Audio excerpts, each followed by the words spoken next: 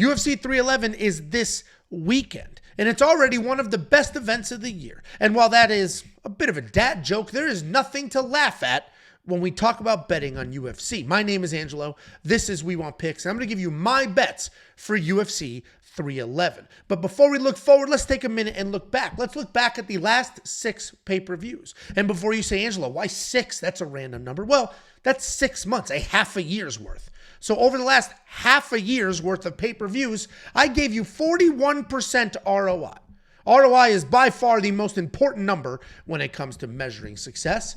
But that 41% ROI equated to 10.25 net units of profit. And that is only across 6 pay-per-views. If you do want to unlock all the picks, the bets, the tools, and everything else that we offer for not only this pay-per-view, but an entire month's worth of events, you can do so now. Just go to WeWantPicks.com, click Become a Member at the top. It's $10 for an entire month's worth of access to every single thing that we do. One of the things that we do is the safety parlay. The safety parlay is the beacon of stability in a pretty unstable place. The safety parlay is one single bet that I put on the board for every single event, and it hits at an insane accuracy. That one single bet, just one bet, has hit 10 of the last 11 events. Over those 11 events, we had a 68% ROI. Again, ROI is the most important number when it comes to measuring success. So you can unlock the safety parlay, the beacon of stability in MMA betting right now. It's included in everything that we do. You're not going to get any weird tiers. There's no weird add-ons. It's $10 for an entire month. Everything that we do in one single package. And the reason it's $10 is I subscribe to the Costco model. I'm going to give you an unbelievable product at an unbelievable price, and we will scale. And that is why we have 4,600 premium members. So thank you all very much. And if you're not a premium member, unlock everything right now. It's freaking $10. What are you doing? That $10 will not only get you the safety parlay, the rest of the bets, but tools as well. One of those tools is the data analyzer. This has a ridiculous amount of data and information, and you can work your way through. Add filters. The chart on the bottom will dynamically adjust to those filters, and if you hover over a plot point, you can see the judges. You can see all the scoring, everything that happened in that fight. If you click on it, that fight will pop up on the screen, and you can watch it. The full tape study right there. What you're looking at here is a couple of different graphics. This is essentially filtered down to say Islam Makhachev's significant strike lines in decision wins. You can just continue to add filters to get to your data. You're also going to have access to the line movement tracker. This will give you opening odds, current odds, win probability, and line movement for every fighter on every card. You'll have access to the Prop Hunter, a curated set of data specifically designed to help you find prop bets. And there's a million things. Fantasy, betting, anything you could want heading into a fight week. One package, no add-ons, no nonsense, $10. WeWantPicks.com. Click Become a Member at the top. Let's talk about this event specifically. That intro was 3 minutes and 25 seconds. That is not bad if I don't say so myself. Let's talk in generalities, and then I'll give you the actual bets. If I'm talking about confident favorites, this card is loaded with very confident favorites, as well as some pretty live dogs. I had to do some trimming to get it down to this list. Rinya Nakamura is a guy that I'm pretty confident in, right? I think he's just going to come forward, get the takedowns, and do what he always does. He has yet to use a single round under the UFC umbrella, and I don't see this being any different. He's fighting a guy in Muin Gafurov who's tough, but he's also been taken down many times. If Kyung Ho Kang can take him down 3 times, and Rinya Nakamura is going to take him down as many times as he wants. Minus 600 there, not the greatest odds, but you'll see Bet Openly has much better odds at minus 438. This is a card where a lot of people are going to be doing a lot of multi-leg sketchy parlays to get better odds. I recommend against that. I always recommend against that. If you're looking for better odds, honestly, check out Bet Openly. It is peer-to-peer betting. It's not a sports book. It's human to human. So you can go grab the other side of a bet that a different human placed, maybe even somebody you know. Or you can put a bet on the board and hope somebody else grabs it. The odds are better because they're not a sportsbook. They don't care if anybody wins or loses. They just want the transactions to happen. On a card like this, my recommendation would be 2-leg parlays that you're confident in, not more than that.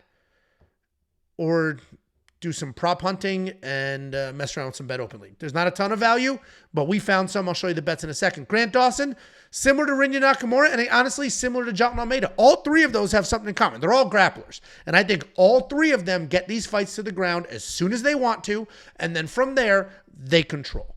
I think Jotun will finish. Rinya might finish. Grant Dawson doesn't finish sandwiches. So I think that those three, all very similar. I think they all just come forward, get their takedowns, and get it done. And then Umar Nurmagomedov, a far more complicated fight because he's fighting a very good wrestler. He is also a very good wrestler. If I had to choose, and I did have to choose when building out this chart, if I was more confident in Umar or Islam, I'm choosing Umar. I'm more confident in Umar than Islam. And that's not a slight on Islam. That's more a compliment to Arman. I think Arman Tsarukyan is a much tougher opponent than Merab. Merab is very good. Merab will come forward. Who's going to shoot a million takedowns, do all of that. Merab is very one-dimensional. I think Arman Tsarukyan is a little more complex than that. If we're looking at some solid underdogs, this is another list that I had to parse down. There's a lot of names that you could add to this list on this fight card. Ricky Turcios. He's a guy that I've gotten more confident in as time has gone on. He's fighting Benardo Sopaj. Benardo Sopaj is the better fighter, right? I think he's a better striker. I think he has better offensive wrestling. I think Benardo Sopaj is the better wrestler. But Ricky Turcios has insane pace, and he's pretty good. Ricky Turcios doesn't suck. So you get somebody like Ricky Turcios, who's as busy as he is, who's as good of a scrambler as he is. Ricky Turcios can create some chaos in there and potentially find an opportunity. I think he's a great underdog. He almost submitted Raul Rosas Jr. in their last fight. Aylin Perez. I like Aylin Perez here. There's a theme. I'm a big fan of people who can control where the fight goes. If you can keep it standing and you're a better striker, phenomenal. If you're not a better striker, you need to get it ground, that's fine too. But wrestlers can control where the fight goes. I think Aylin Perez, while she is fighting the best fighter she has fought to date, I think she can get this fight to the ground. Therefore, I think she's a great underdog, and these lines continue to widen, and she continues to become a bigger and bigger dog. Kevin Holland. I picked the other side of this fight. I picked Renier de Reder. But that dude's sloppy as shit. The only reason I'm picking him over Kevin Holland is because historically, Kevin Holland can't defend a takedown. That's it. I mean, literally, that's the only reason I picked Renier. But if you go watch Renier take on Gerald Meerschaert, the ground game, while phenomenal, right? Renier's a great grappler. If we were grappling, he'd probably submit me. He's a great grappler. While he's a great grappler, it's like he forgets he's in fist fights. When he was rolling around with Jared Meerschaert, he's giving up dominant positions, rolling to his, like it was sloppy. And it's not sloppy because he doesn't know what the hell he's doing. It's sloppy because he's not afraid to grapple. Kevin Holland's obviously a very good grappler, but he's also a very good striker, 10 times the striker Jared Meerschaert is. So, while I am picking Renier de Reder because I think he gets the takedowns and then he works from there, I think Kevin Holland's a good dog. That's why I have not bet on that fight, and you'll see that in a second. Then we have Beneil Dariush. People hate this pick, but what's interesting is these odds continue to tighten. So all the hate I'm getting for picking Beneil here, the real world money is saying otherwise. Beneil Dariush, for many years, was heralded as like the uncrowned king of the division, future lightweight champion of the world. Beneil Dariush is going to be... And then he loses 2 fights in a row, and now everybody's like, this guy, he old, sucks. First of all, he is literally 15 days older than Renato Moicano. 15 days. Not a month. Not 3 weeks. 15 days older. This whole Beneil's old thing makes no damn sense to me. He's not old. And then I saw somebody say, oh, it's fight year. He's old in fight years. What do you mean? Renato Moicano's the one that's been getting his ass kicked, grinding, almost knocked out against Jalen Turner. Had a bunch of Renato Moicano has been far busier and taken far more abuse than Beneil. Beneil had multi-years layoffs. So let me rewind all of that and say why I think he wins and why he's a good dog. I think Beneil Dariush has some of the best takedown defense we have ever seen. BJ Penn probably has the best takedown defense ever. And then after BJ Penn, for all you casual nerds, old school fighter, is Beneil Dariush. Go watch his fight versus Gamrot. Gamrot struggled to take down Beneil Dariush. And that was shot after shot after shot. And it wasn't just struggling to take him down. It was the insane scrambles that Beneil made happen. Beneil Dariush is a no-gi world champion grappler. And I think this fight is way harder than people think. Let's take a look at some bets. Obviously, the safety parlay is for premium members. That premium prop there is for premium members. And just because you're watching this video right now, this doesn't mean this is every single one of my bets. For example, last week at UFC Vegas 101, after this video was filmed, the next day, the takedown prop bets dropped. The takedown line for Amanda Ribas was 1. I threw 1.5 units on the over. She got 2 takedowns. That bet hit. So just because you see all this doesn't mean these are the only bets. Premium members, make sure your alerts are turned on in the app. We have an app. Go to the App Store, search We Want Picks. Boom. You're going to get alerts every time we place bets. You'll get it right on your phone. And if you like the bet, great. If you don't, put your phone back down. No big deal. At least you didn't miss out. Let's run through what I got going on here. Keep in mind, if you are a premium member, you have seen some of these bets for 3 weeks. The first bet on the board, Peyton Talbot plus Islam Makhachev plus Umar Nurmagomedov at even money. That bet was placed a few weeks ago. I don't quite know what those odds would be this minute, but that's a bet that the 3 of them should absolutely win. This was before Peyton Talbot was, I think he was like minus 800 at the time, which isn't great, but I mean, I think the 3 of these pretty solid. I think they get it done even money or close to even money. Even if this was minus 150, I think you'd be good. Aylin Perez, I did not get great line movement on that fight. Plus 155 when I placed the bet. It is now plus 200 or plus 205. If you agree with me that Aylin can get a couple of takedowns, control the pace of this fight, make something happen, then you may want to explore betting on her. You can lower the unit size, make it 1/4 of a unit, but you're going to get her at plus 2 something. I was looking at the plus 3.5. If you don't know what that is, you're basically buying points on a judge's scorecard. You're betting the spread. What Aylin would need to do is effectively win 1 round. The math's a little more complicated than that, but to keep it simple, she'd have to win 1 round on all 3 judges' scorecards. I was going to place that. That to me feels like a guarantee, but it was at, it was minus 300. So I was like, okay, well, let me just stick with the money line. Then I had, past tense, had a parlay with Grant Dawson and Zach Reese. That was when Zach Reese was fighting SD Dumas, who sucks. At the time, those were great odds. That was a plus money parlay. SD Dumas dropped, so that effectively just turned itself into a money line. They don't refund your money. They just adjust the odds. So now I have a money line on Grant Dawson, and then I have a parlay, a smaller parlay with Grant Dawson and Azamat Bakoyev. Azamat Bakoyev is who Zach Reese is fighting now. Zach Reese's new opponent. It's only a half a unit for 2 reasons. One, I don't like to be overly exposed to any one fighter. So I didn't want to go crazy, mix in a match in here. And I still wanted good odds. So I didn't want to just do Azamat and then somebody else and then whatever. And then 2, the other reason that it's only a half a unit is because while I do think Azamat Bakoyev wins, he's a very good striker. Or at least he has great power. He's got very good cardio. He's got very good wrestling. He's a bit small. He's 5'11" to Zach Reese's 54. And he is stepping, 5'4". And he is, what am I saying? To Zach Reese's 6'4". And he is stepping up on short notice. He's at American Top Team. He's training with all these guys. That's why it was such easy Cummins to roll him in and get him on this card. But the reality is some risk there, especially with the UFC debut. But I do think this hits. That is a plus money parlay. Then Bogdan Guskov has a brand new opponent. And I think this fight goes over 1.5 rounds. A lot of people are going to look at it and say, oh, Bogdan was going to knock out Walker. He's definitely going to knock out Elikana. I don't think so. Go watch Elikana's tape. Go watch our breakdown of that fight. Elikana is a backing up counter striker. He has no problem moving backwards, staying on the outside, taking his time. He has no problem slowing the pace. He's not a high action guy. He's not a guy that's going to come in like a car crash. He will avoid chaos, take his time. I think this fight can absolutely go a little bit longer than most people expect. And we also don't know how good or bad Elikana's chin is, right? His chin might suck, but it doesn't seem that way. Every fight I've watched, he's taken some decent shots, no problem. I think this fight can go over 1.5, and that's why I bet on it at 1/4 of a unit. We got a premium prop bet in there at minus 125 odds, and then we have this safety parlay as well. You can check out that safety parlay. Here's a closer look. 68% ROI from one bet. One freaking bet. 7.52 units from one bet. Not all the bets, one bet. Somebody's going to misread this, misunderstand it. I always see comments from ignoramis that don't understand the words that are being said.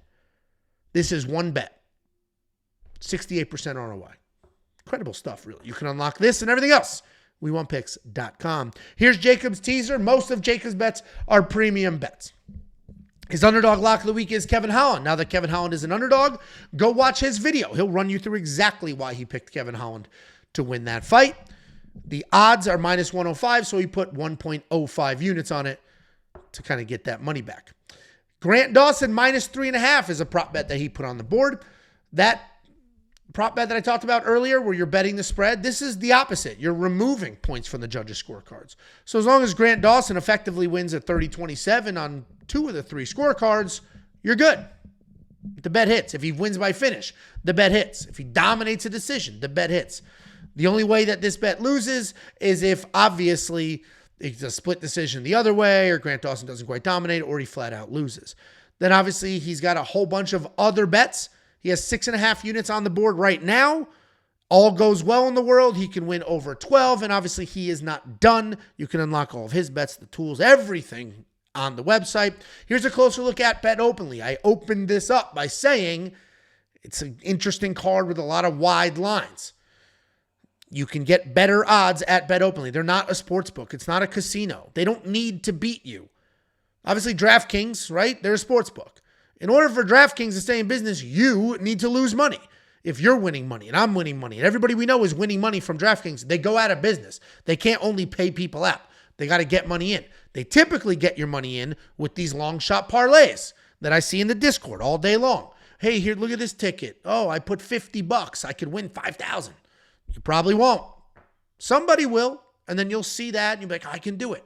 And then thousands of people, they made 65% of their profits, I believe. That could be wrong. 65% of their profits were from parlays. Okay? Pay attention. You know what a parlay is, by the way? And you may not, and you may. Let's say you have a 5-leg parlay. What that parlay is you bet on the first fighter. If that fighter wins, you take all the money you bet plus all the winnings to bet on the second fighter.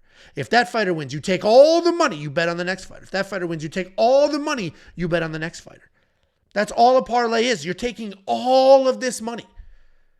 So by the time you get to the 4th leg, you could be in a position where if you were betting individually, would I really put $8,000 on this one guy? No, you never would. You would keep your money. So I like parlays, but I like small 2-3-leg parlays to get decent odds. Those long shots, not a fan. I get you guys love them. It's one of the biggest requests we get. Sorry for this random rant. It's one of the biggest requests we get. Emails. Hey guys, can you just throw up some long shot parlays? And I am always, and I've sort of towed this line like, no. Because first of all, what we're putting on premium is what we're doing with my actual money. Right? Those are bets that I'm placing with my money from my bank account. Those are bets that Jacob is placing with money from his bank account. If he happens to place a long shot parlay, great. But I'm not going to put up fake bets. I'm not just going to put up a bet just to put one up. And then when those miss week in and week out, as they would, then it's like, oh, what about this parlay? It missed. It's like, well, I didn't really place it. It's a mess. I'm not a big fan of long shot parlays, but if you are, go to our Discord. Our Discord is 100% free. The Discord is free to everybody. Obviously, premium members get special access to see certain things and do certain things, but the Discord's free. Go in the Discord, chat those people up, share your long shot parlays there, and go from there. Either way, Bet Openly's got the best odds possible. If you're looking for value that's safe, go to Bet Openly. And if you want to unlock premium membership, we crush pay-per-views. I mean, we absolutely crush pay-per-views. There's no ifs, ands, or buts about it. There was 12 pay-per-views last year. Did we dominate every single one? No. I mean, this is a crazy sport to bet on. You're not going to be 100%. Did we dominate far more than we lost? Yeah, without question. Here's the last 6 months alone. And if you want $50, we'll send you 50. Just sign up with any one of our affiliate partners at wewantpicks.com/bets. Sign up using the link, make a deposit. We'll send you $50 as a thank you. Good luck this weekend, guys. Hope to see you in premium. And let's enjoy these fights. Fights are back. We got the first big pay-per-view of the year.